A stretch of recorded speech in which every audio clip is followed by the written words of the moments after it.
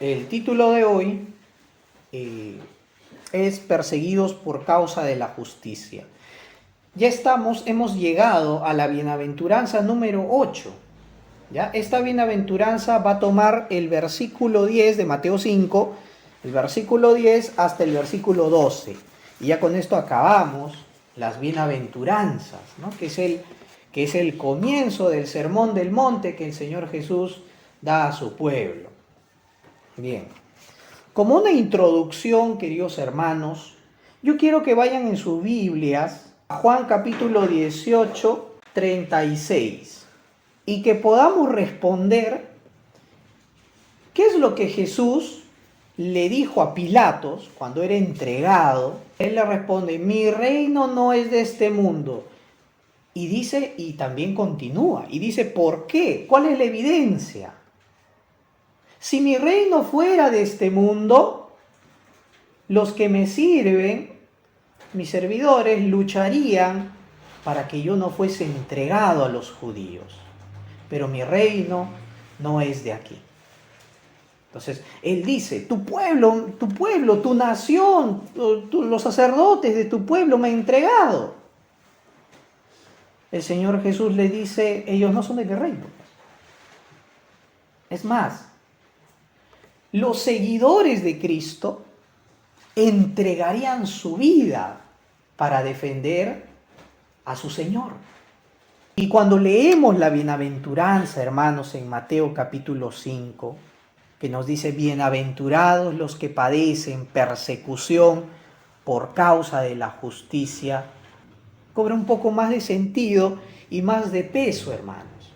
¿Por qué? Porque el servidor de Cristo no solamente va a caminar siguiendo al Señor en las cosas buenas, en las buenas enseñanzas, en las bendiciones y lo que me beneficia, sino también seguir el camino de padecimiento que Él recorrió. No de la misma manera literalmente, claro está, pero según lo que Dios reservó para cada uno. En esta vida, hermanos, si tú dices ser cristiano, se va a notar. Y una de las cosas que se va a notar que tú eres cristiano es que vas a poner tu vida al servicio de Cristo, de alguna manera, desde las cosas más sencillas hasta las cosas más, más altas, como el incluso entregar tu vida por Él, ¿verdad?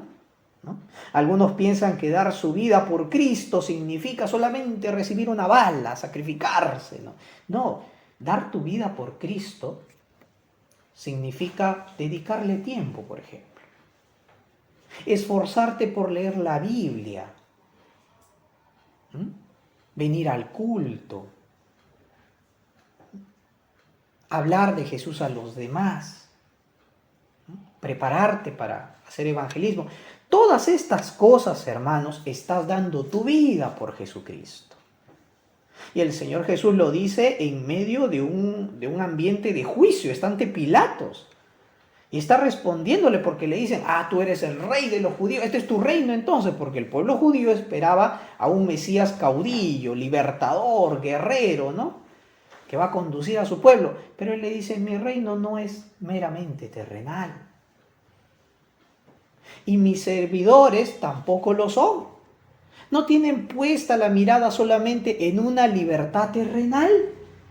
No solamente se trata de acabar con el tema de la corrupción terrenal.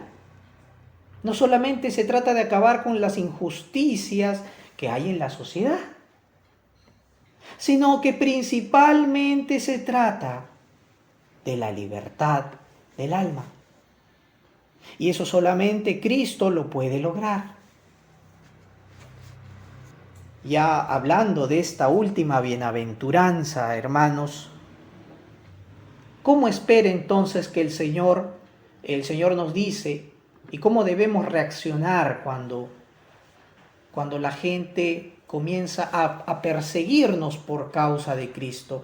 Y cuando me refiero a la persecución, me refiero a todos los aspectos que puede tener una persecución. Desde un acoso, un hostigamiento, hasta la más leve ofensa de porque eres cristiano, hasta la mera persecución por causa de tu vida, ¿no? Buscando tu vida. Todos esos aspectos, hermanos, ¿cómo podemos encararlos, ¿no? Porque no se trata de que el cristiano huya de las persecuciones, viva con miedo, viva triste. ¿Cómo tiene que ser la actitud del cristiano cuando padece todo tipo de hostigamientos y persecuciones por causa de su fe? Comenzando entonces el desarrollo del mensaje, podemos decir, causó extrañeza o causó algún impacto cuando los judíos escucharon esta bienaventuranza, ¿no? Bienaventuranza, cuán dichoso, cuán alegre debe ser la persona que padezca persecución. Y dice, no que padezca persecución porque ha hecho lo malo, ¿no? Acá el cristianismo no justifica los malos actos, ¿no? Sino los que padecen persecución por causa de la justicia. ¿Y qué justicia? La justicia de Dios, no infringir la justicia civil, por si acaso. ¿Ya?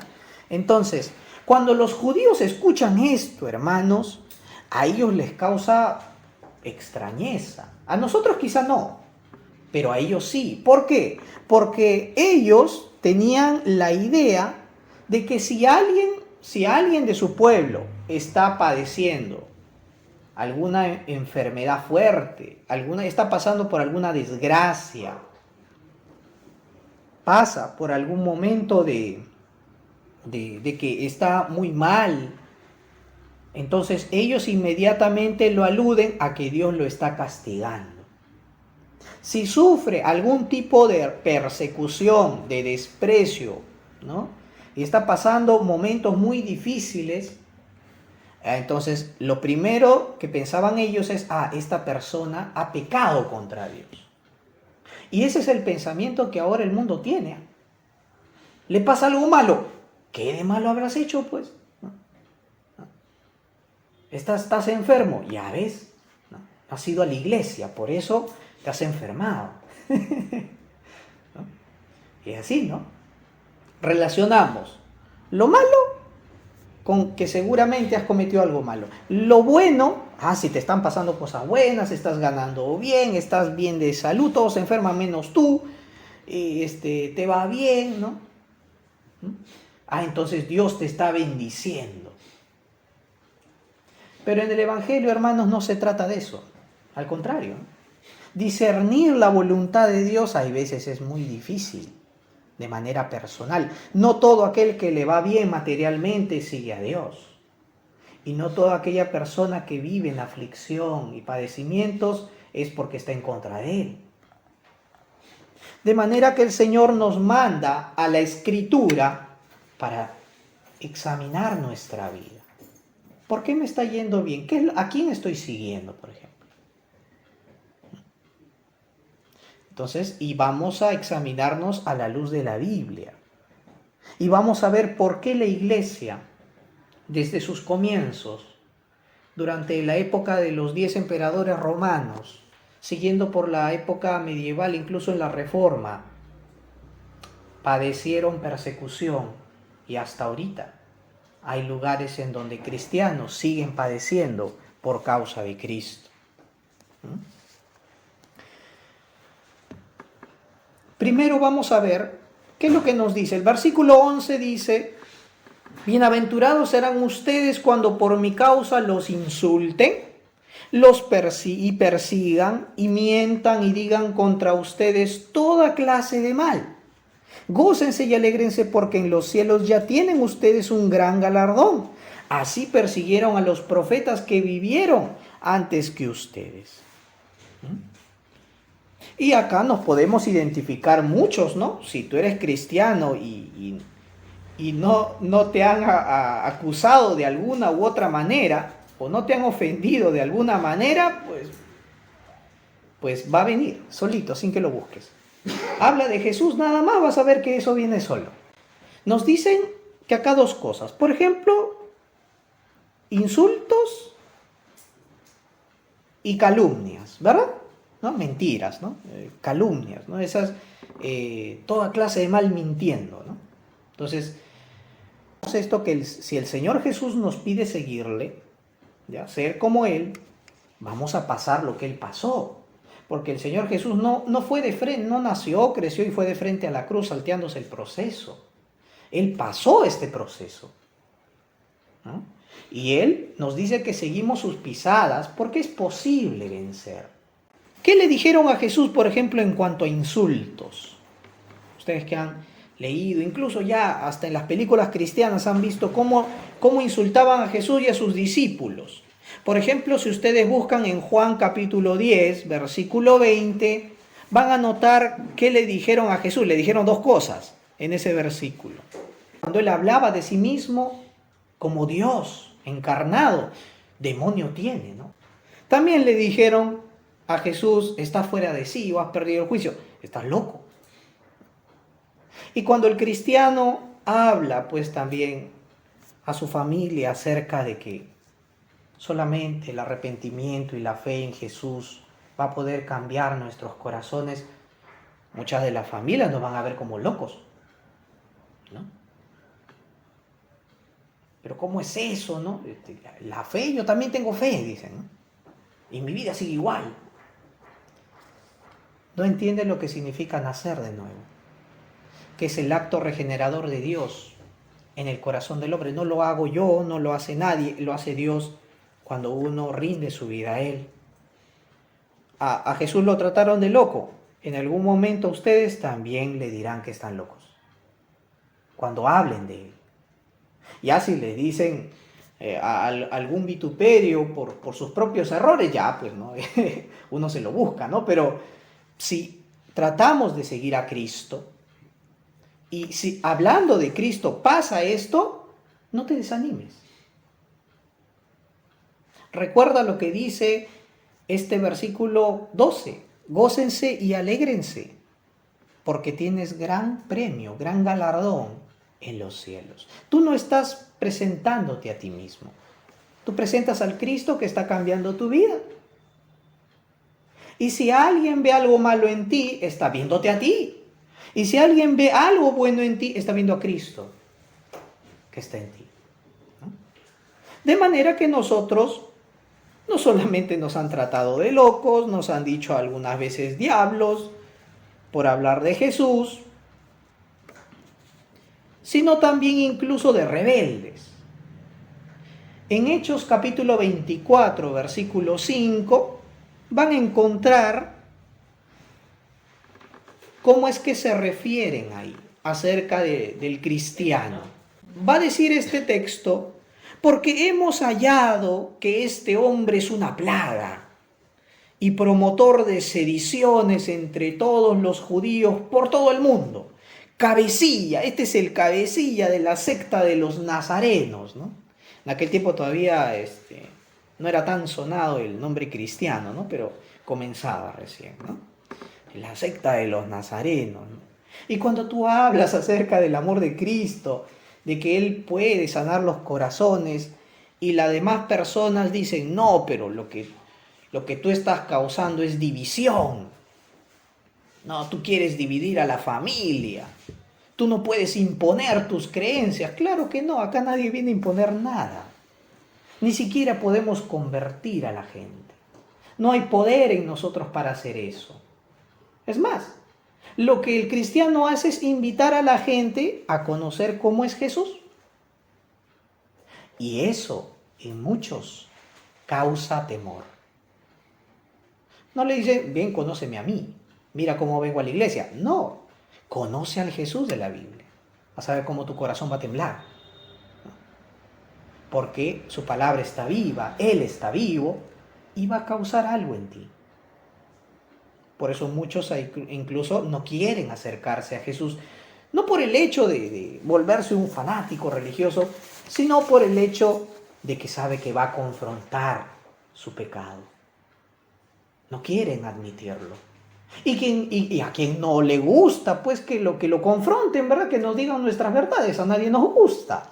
Pero el Señor lo hace para salvar nuestras almas. Y también acerca de las calumnias. Y en el Antiguo Testamento tenemos muchos ejemplos de profetas que fueron calumniados por hablar la verdad. por elegir hablar lo que Dios les mandó en lugar de seguir lo que les gusta escuchar a los demás. Por ejemplo, si ustedes van a leer Amós, que es un profeta menor, Amós capítulo 7 del 10 al 13, van a ver qué le ocurrió a Amós por comunicar lo que Dios le mandó. Por ejemplo, el versículo 10, Amós 7:10 va a decir: y Amasías, sacerdote de Betel, envió a decir a Jeroboam, rey de Israel: Amós se ha rebelado contra ti. La tierra ya no puede sufrir sus palabras, no pueden soportarlo, ya nos tiene cansados diciéndonos que estamos haciendo mal, que Dios los va a castigar por lo que están haciendo, que se vuelvan a Dios, ¿no? Solamente viene a causar problemas. Amós lo calumniaron, como podemos notarlo, de rebelde, y lo llegaron hasta desterrar. En el versículo 12 y 13 va a decir: entonces Amasías dijo a Amós, ¿no?, vidente, o sea, profeta: vete, huye de la tierra de Judá, nunca más profetices acá donde estamos, en Betel, nunca más lo hagas. Y así prácticamente lo querían botar, lo querían silenciar. ¿Qué no le querían hacer? Y muchas veces hablar la verdad de Jesús en una situación nos va a costar esto: ser silenciados, ser excluidos. Y uno no lo hace pues para juzgar a los demás, ¿no? Bueno, y en los primeros años de la iglesia, ¿no?, el primer siglo, si podemos decir, siglo II, siglo III, incluso también a los cristianos se les calumniaba mucho por adorar a un Dios invisible, a un único Dios. Esto era extraño porque todos tenían un montón de dioses, pues, ¿no?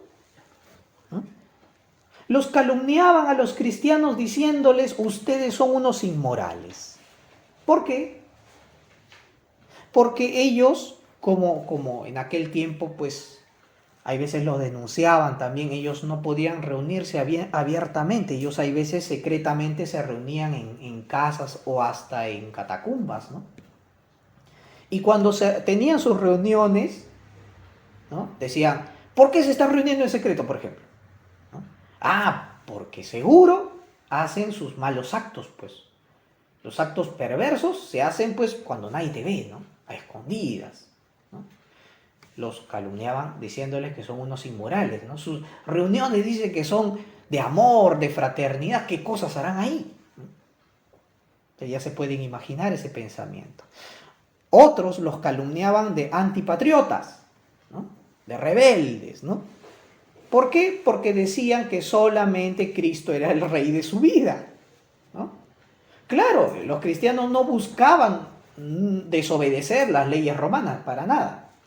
Lo que ellos hacían era aceptar las leyes romanas y confesar a Cristo como el rey de su corazón, ¿no? Pero el emperador César era ahí pues el Dios, ¿no? Tenía que ser el Dios de todos, ¿no? Y negarse a adorar al César eran tenidos como antipatriotas, ¿no?, rebeldes, ¿no? Y también pues fanáticos revolucionarios, ¿no? Los que causan disturbios y fomentan el caos en la sociedad. ¿Por qué? Porque ellos no solamente hablan de Jesús, pues, hablan de un fuego del infierno. Por eso quizá muchos, cuando Nerón quema a Roma, muchos se habrán dado la idea: seguro los cristianos, ¿no?, le echó la culpa a los cristianos. ¿Por qué? Porque ellos hablan del fuego del infierno. Entonces por eso se han vuelto locos y han comenzado a quemar, ¿no?, la ciudad. Y los pobres cristianos perseguidos, ¿no? Bueno, ¿no?, cuando hablamos del fuego del infierno, hablamos del pago de Dios por aquellos que no se han arrepentido de sus pecados. Cuando hablamos de un final apocalíptico, no hablamos solamente del terremoto, de que todo se oscurece, de que hay truenos. El final apocalíptico, ¿no?, Apocalipsis significa revelación, ¿no? Y justamente cuando hablamos de Apocalipsis, hablamos de la revelación de Cristo, del regreso de Cristo, que viene por su iglesia, nada más. No necesitamos ser sensacionalistas o espantar a la gente para que crean o vengan a la fe. Porque lo que los va a mantener en la fe no es el miedo, ¿no? No es la complacencia tampoco. Lo que los va a mantener la fe es el mismo Cristo que vive en ellos. Y no solamente pues sufren estas persecuciones, los insultan, los calumnian, sino también las persecuciones de muerte en sí. ¿Ya? ¿Cómo tenemos que afrontarlas? Les habíamos dado un adelanto con gran regocijo, ¿verdad? Versículo 11, miren cómo cambia el Señor de hablar en tercera persona del plural a hablar en segunda persona. Versículo 11 dice, ¿cómo comienza? Dice, bienaventurados serán ustedes. Si en el versículo 10 dice, bienaventurados los que padecen, ellos, los que padecen, y en el versículo 11 dice, ustedes. O si lo prefieres, bienaventurado serás tú. ¿No? En singular también, ¿no? Podríamos decirlo. Ya el Señor no solamente se dirige a otros, sino también ahora vuelca el foco en ti, en ustedes que están recibiendo su enseñanza de manera personal. A ti el Señor te está comunicando que esta marca de padecimiento como cristiano es la marca de tu discipulado. El Señor no solamente te enseña en una reunión con Biblia abierta, sino que te va a enseñar en la vida con el corazón abierto, a aplicar lo que tú confiesas que es verdad.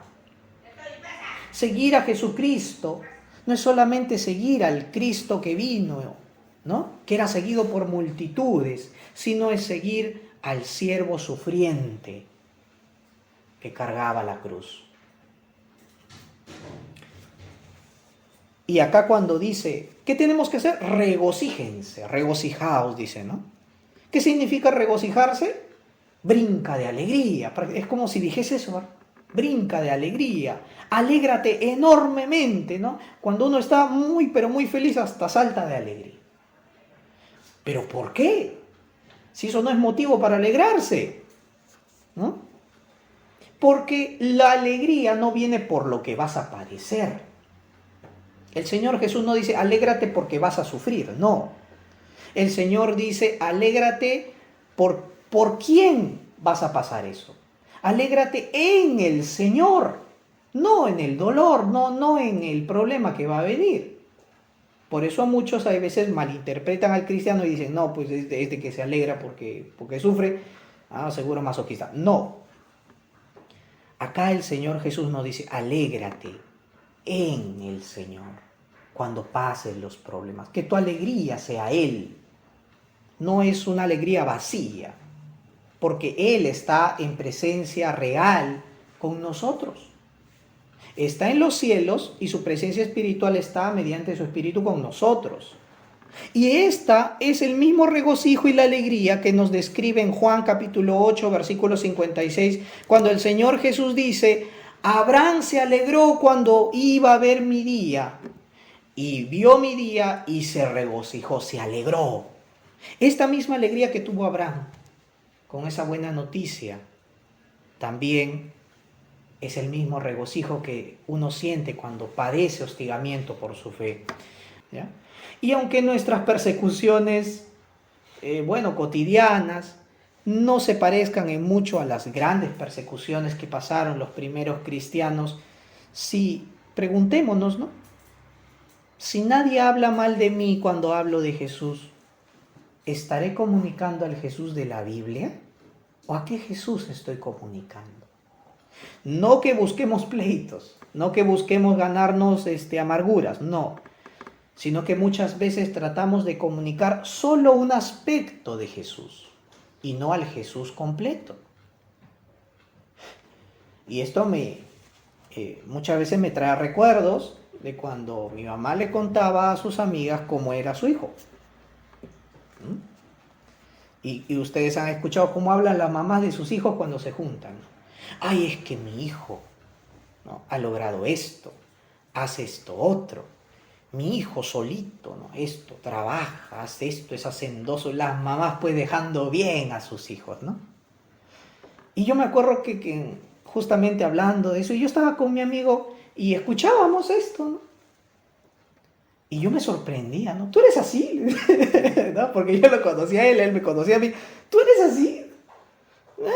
Dice, no, es mi mamá, dice. Y él también me decía, ¿no? Ah, ¿que tú haces esto? A veces le digo, ¿no?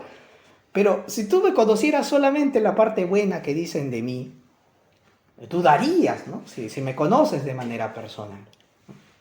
Y de igual manera, mi amigo, ¿no? Cuando demos a conocer a Jesús, no solamente demos a conocer las buenas y grandes obras y el mensaje de amor que Jesús dio, sino también todas las demás cosas que ello implica. Seguir a Jesús no solamente es recibir su amor, sino también es padecer por causa de Él ciertas injusticias.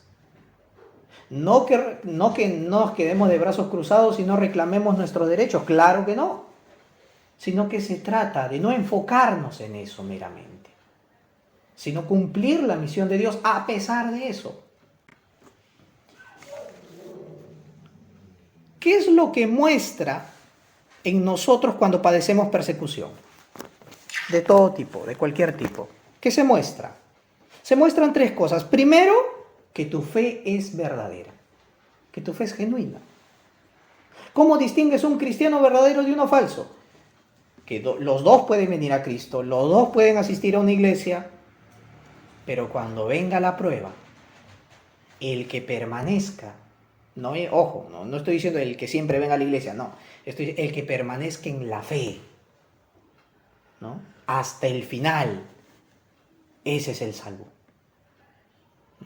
Puede tener algunos tropiezos en el camino de la vida, pero aquel que se mantiene hasta el final, aquel que no abandona su fe, si al contrario, sino que sigue al Señor, porque es guardado por Él, ese es el salvo. Y justamente los problemas son para confirmar eso, que no abandonas a Cristo solamente porque fue un bonito sentir, sino porque realmente has tenido ese encuentro personal con Él.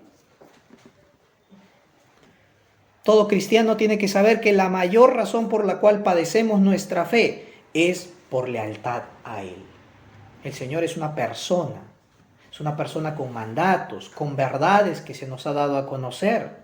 Por eso los apóstoles, ¿cómo es que su espíritu los fortaleció, les hizo entender que de lo que habían abandonado a Jesús cuando fue arrestado? En el libro de los Hechos vemos cómo es que incluso los azotaron por hablar de Jesús y ellos salían contentos. No contentos por el azote, sino porque hablaron de Cristo a pesar de los azotes.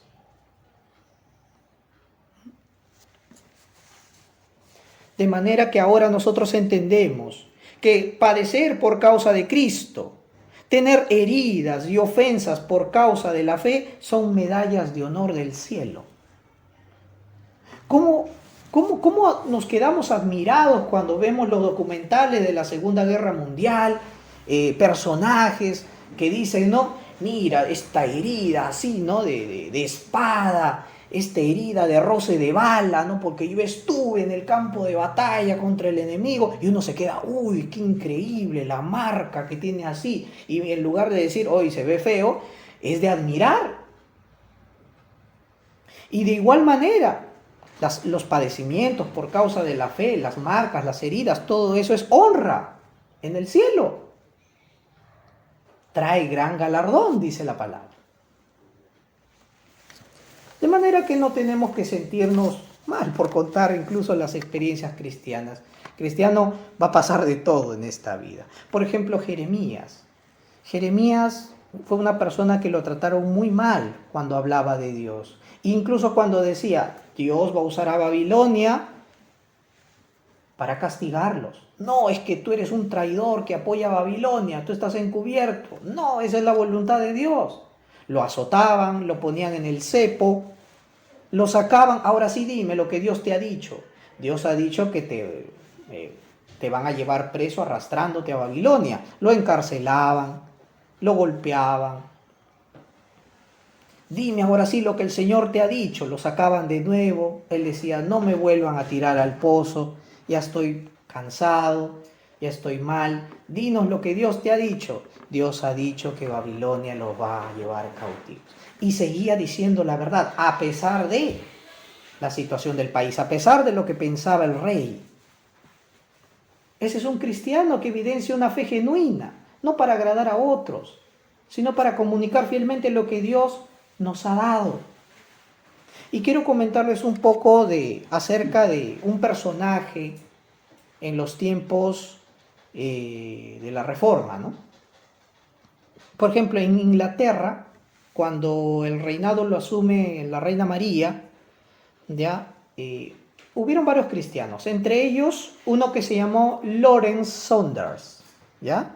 Él fue un reformador protestante que incluso corregía las malas prácticas católicos romanas en aquel tiempo. Y por hacer eso, no solamente ministraba correctamente, sino que corregía esto, y por hacer esto fue acusado por el obispo de Londres de herejía y de sedición.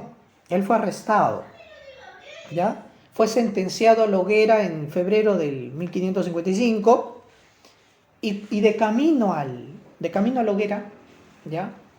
El verdugo, pues, ¿no? Se topó con el verdugo, y el verdugo le dijo, ¿no?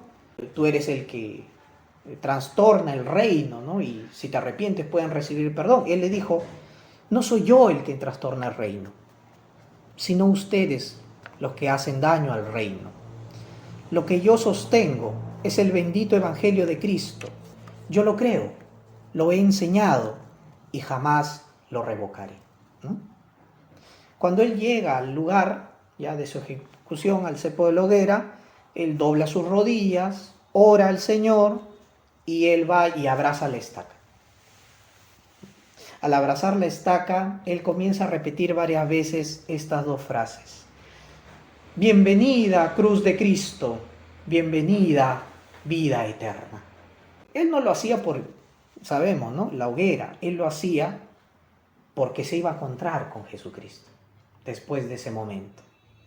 Al Dios que tanto sirvió, que tanto dijo que amaba, lo iba a ver. Bendita cruz de Cristo, bendita vida eterna.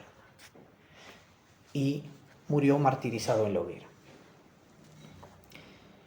Como segundo punto, tenemos de que los padecimientos van a formar nuestro carácter, van a purificarnos y van a sacar el pecado que hay en nosotros, que muchas veces lo cubrimos, porque eso es común de la naturaleza humana, ¿no? Queremos cubrir las fallas, las deficiencias y ocultar pecados. Y justamente el texto bíblico nos dice, Santiago 1, 3, 4, saben que cuando su fe es puesta a prueba produce paciencia.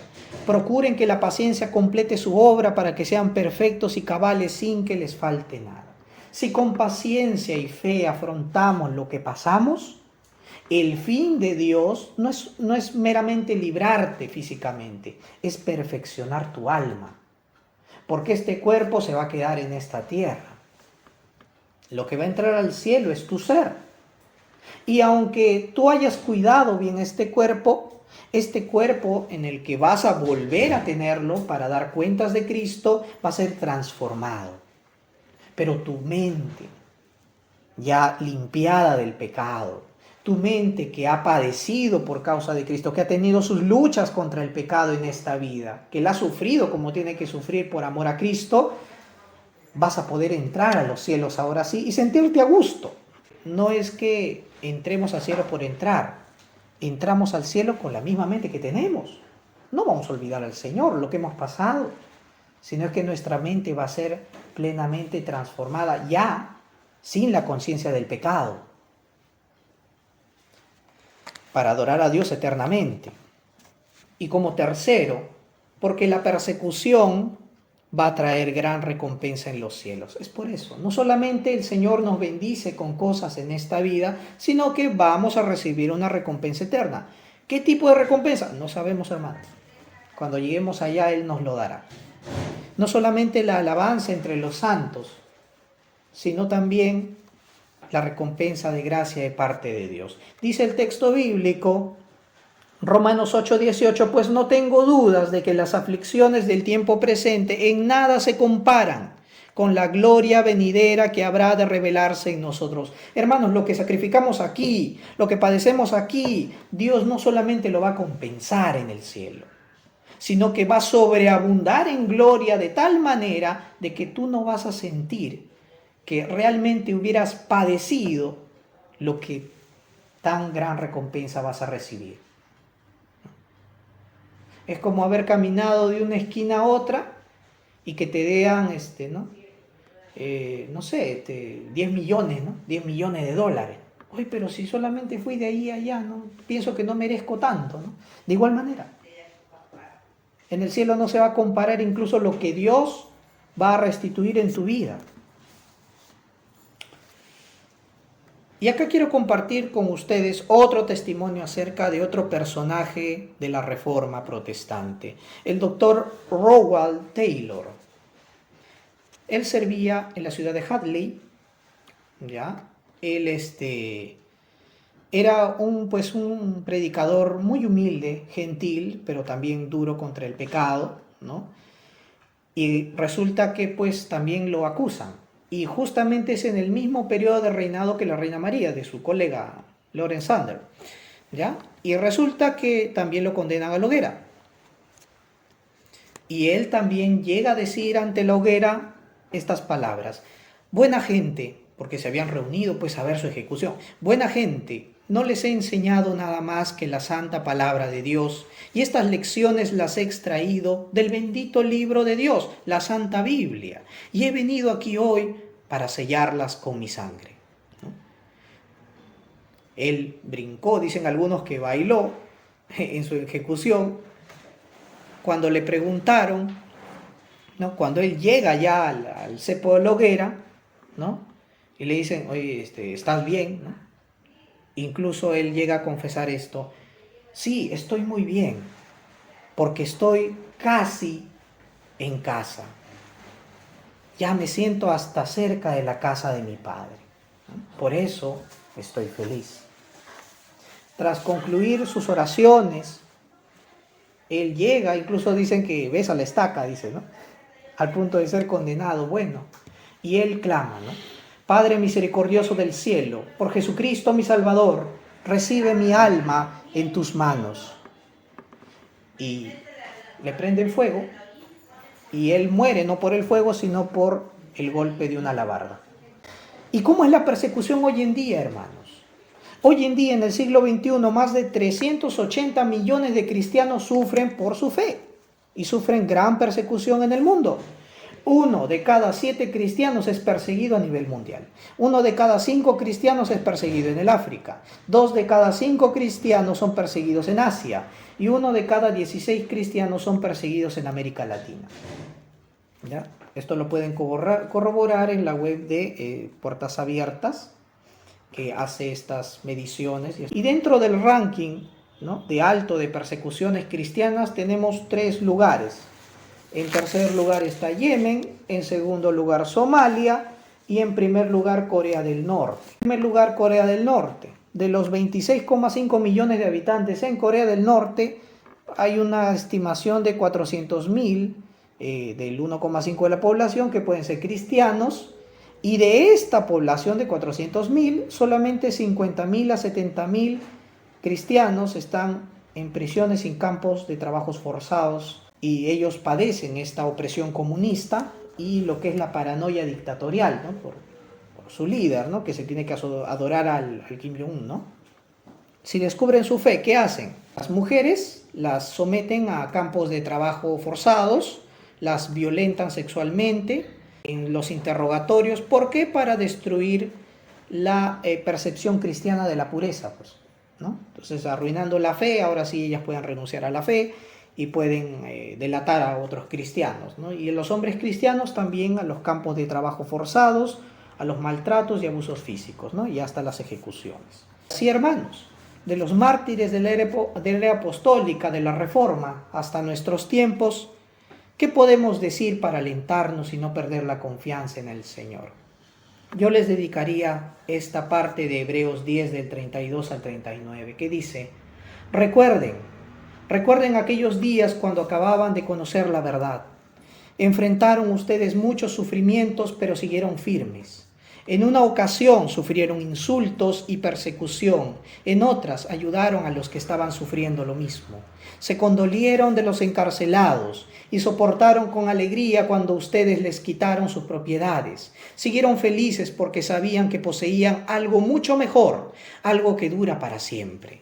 Así que no pierdan la valentía que antes tenían, pues tendrán una gran recompensa. Tengan paciencia y hagan la voluntad de Dios para que reciban lo prometido, porque dentro de poco el que va a venir vendrá y no tardará. El aprobado por Dios vivirá por la fe, pero no me agradará si por temor se vuelve atrás. Pero nosotros no somos los cobardes que se vuelven atrás y se pierden, sino de los que se salvan por su fe. Bien, queridos hermanos, vamos a orar. Amado Señor, te agradecemos por tu bondad, por tu gran amor. Gracias, Señor, porque la iglesia padece persecución, pero tu presencia nos llena de ánimo, fortaleza y aliento.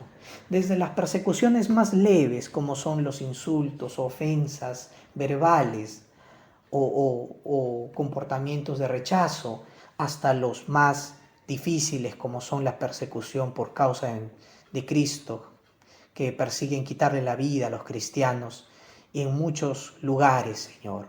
Tú eres consciente de cuántas cosas pasa a tu iglesia, pero esto nos ayudará a fortalecernos, nos ayudará también a confirmar la fe genuina que tenemos y también, Señor, para recibir la recompensa eterna en los cielos. Gracias te damos, Señor. En el nombre de Jesucristo oramos. Amén.